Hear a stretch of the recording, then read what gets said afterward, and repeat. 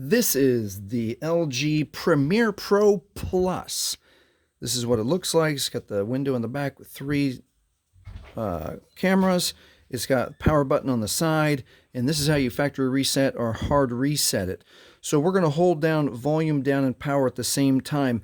When we see the logo, we're going to let go of power and re-hold it. So let's hold down volume down first, press power, wait for the logo to come up, and then let go of power, and then this factory data reset menu is going to come up. So with the volume keys now, obviously we want to reset all settings, click yes, and then it's okay with power. And it wants us to confirm, delete all user settings, select yes to delete. So again, go down with volume and then okay with power, yes.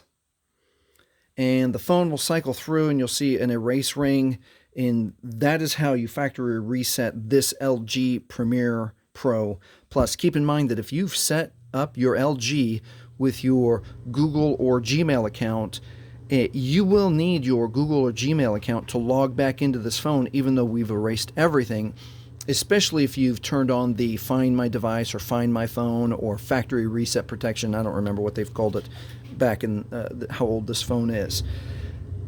If this has helped you, please like, please subscribe, and thank you for watching.